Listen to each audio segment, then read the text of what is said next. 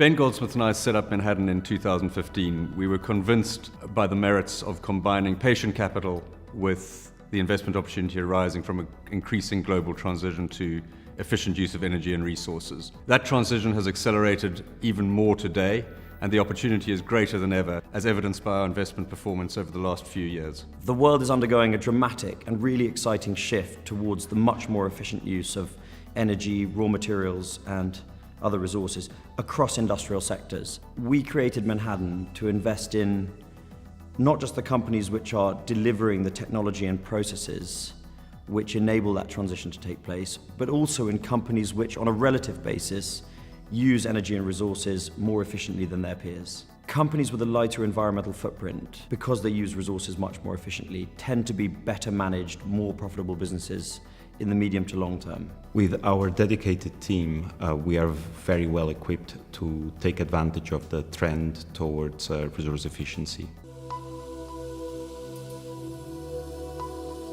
London has a tradition of long-term permanent capital investment vehicles which are able to take a genuinely patient approach to specific themes or industrial sectors. And in creating Menhaden, we wanted to emulate those qualities. I'd previously worked with Jacob Rothschild at RIT Capital and had seen there the benefit of a network in sourcing investment opportunities, something we've sought to replicate at Menhaden, and is evidenced by our access to private deals not normally available to public investors, alongside leading global investors such as KKR, Apollo, TCI, and General and Oriental, the Goldsmith family vehicle. We are very happy with the returns in the last 12 months, and it hasn't been due to just one category of our investments. It's basically the three categories: the equities portfolios, the yield, and the privates have all contributed positively. Basically, that's the product of relentless focus on good risk-return investments. We operate under three investment constraints.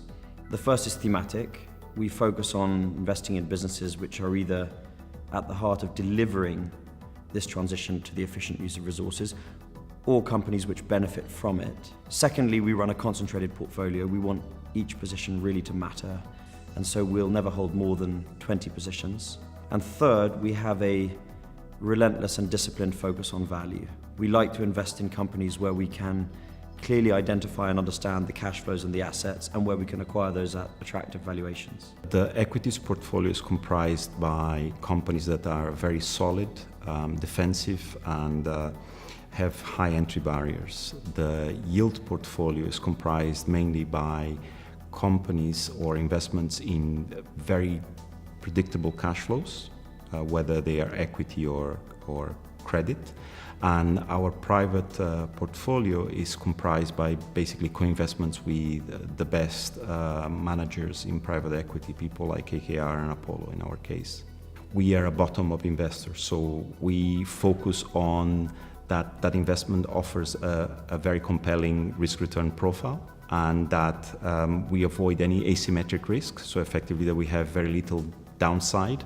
Within the context of our resource efficiency mandate, we conduct a very much bottom-up investment process whereby we're trying to identify high-quality companies with a very specific set of characteristics. We want these companies, most importantly, to benefit from very real and resilient barriers to entry.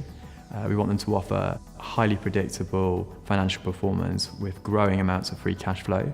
We want them to be run by a capable and correctly incentivized management team. And we want all of this at a reasonable valuation. And fundamentally, we want to be able to hold our positions for at least 3 to 5 years. We're very excited about a number of the positions in our existing portfolio. For example, our two North American rail freight operators, Canadian Pacific and Union Pacific.